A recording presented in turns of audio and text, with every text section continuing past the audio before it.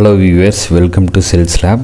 இந்த வீடியோவில் ஒரு மைக்ரோசாஃப்ட் ஒர்க் புக்கில் என்னென்னலாம் ஆப்ஷன்ஸ் இருக்குது, அதாவது இதோட ஒரு ஸ்க்ரீனோட பார்ட் என்னென்ன அப்படிங்கிறத பார்க்கலாம்.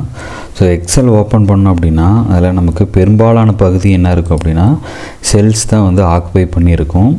மேலே இந்த செல்ஸுக்கு மேலே இருக்கக்கூடிய ஹோல் ஏரியா வந்து நம்ம ரிப்பன் அப்படின்னு சொல்லுவோம். ஸோ ரிப்பனுக்கு மேலே என்னென்ன ஆப்ஷன்ஸ் இருக்குது அப்படின்னா க்ரீன் கலர் பேக்ரவுண்டில் இருக்கிறது டேப் அப்படின்னு சொல்லுவாங்க. ஒவ்வொரு டேபு கீழேயும் நிறைய கமெண்ட்ஸ் வந்து இருக்கும். ஃபார் எக்ஸாம்பிள் இன்செர்ட் அப்படிங்கிற இந்த டேபை கிளிக் பண்ணோம் அப்படின்னா நமக்கு ஒரு குரூப் ஆஃப் கமெண்ட் வந்து இருக்கும். ஸோ இதை வந்து குரூப் அப்படின்னு சொல்லுவோம். இப்போ இன்செர்ட் அப்படிங்கிற இந்த டேப்பில் நமக்கு வந்து pivot table, recommended pivot table இந்த மாதிரியான கமெண்ட்ஸ் வந்து இருக்குது. இது மட்டும் இல்லாமல் இதில் இருக்கக்கூடிய குரூப்ஸ் என்னென்னா tables, illustration, charts, spark lines, filters, links, symbols இந்த மாதிரி நிறைய வந்து உங்களுக்கு வந்து குரூப் ஆஃப் கமெண்ட்ஸ் வந்து இருக்கும். இதே போல் பேஜ் லேஅவுட் போனோம் அப்படின்னா பிரிண்ட் அவுட் எடுக்கிறதுக்கான ஆப்ஷன்ஸ், தீம்ஸ், அதே போல் ஸ்கேல் டு ஃபிட் இந்த மாதிரி நிறைய ஆப்ஷன்ஸ் வந்து இருக்குது. ஃபார்முலாஸ் வந்து ரொம்ப முக்கியமானது. இதில் நம்ம டேபிளில் வேணுங்கிற ஃபார்முலா வந்து ஆட் பண்ணிக்கலாம். அதோட இந்த மாதிரி நேமிங் ஆப்ஷன், ஃபார்முலா ஆடிட்டிங் இந்த மாதிரியான ஆப்ஷன்ஸும் நம்ம கொடுத்துருக்காங்க. டேட்டாவில் பார்த்திங்கன்னா இந்த மாதிரி கெட், ட்ரான்ஸ்ஃபார்மர், டேட்டா, குரீஸ் இந்த ஆப்ஷன்ஸ் எல்லாம் கொடுத்துருக்காங்க. இதுபோல் ஒவ்வொரு டேபுக்கு கீழே ஒரு குரூப் ஆஃப் கமெண்ட்ஸ் வந்து இருக்கும். ஸோ இந்த குரூப் ஆஃப் கமெண்ட்ஸ், அதாவது இந்த டேபுக்கு கீழே வந்தோம் அப்படின்னா இந்த இடத்துல இருக்கக்கூடியது வந்து பார்த்திங்கன்னா குயிக் ஆக்சஸ் டூல் பார். இதை வந்து கிளிக் பண்ணோம்னா நம்ம சேவ் பண்ணுறது, ரீடு, அன்டு இந்த மாதிரியான ஆப்ஷன்ஸ்லாம் வந்து இருக்கும்.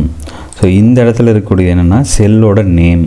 இந்த ஏரியாவில், அதாவது செல்ஸ் இருக்கக்கூடிய ஏரியாவில் நம்ம கிளிக் பண்ணோம் அப்படின்னா அதனுடைய நேம் வந்து இங்கே வந்து பாயிண்ட் அவுட் ஆகும். ஸோ இங்கே இருக்கக்கூடியது B3 அப்படிங்கிற செல்.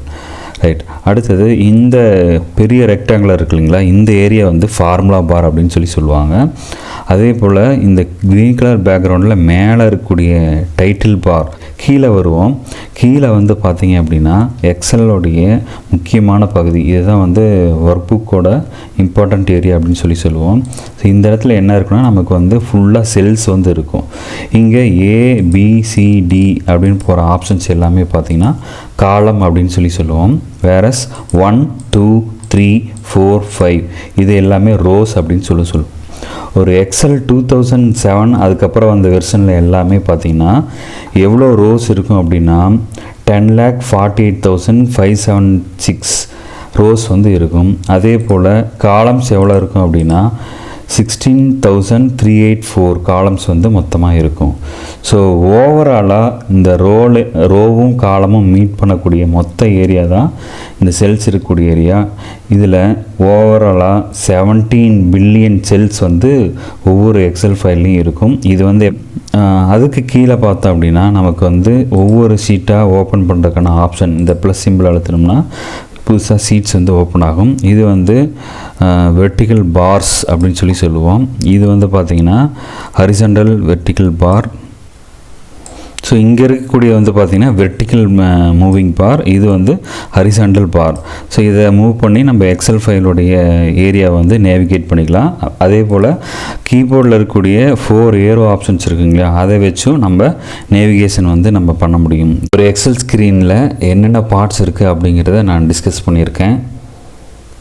இந்த வீடியோ உங்களுக்கு பிடிச்சதுன்னா லைக் பண்ணுங்கள், ஷேர் பண்ணுங்கள், என்னுடைய சேனலை சப்ஸ்கிரைப் பண்ணுங்கள். தேங்க்யூ.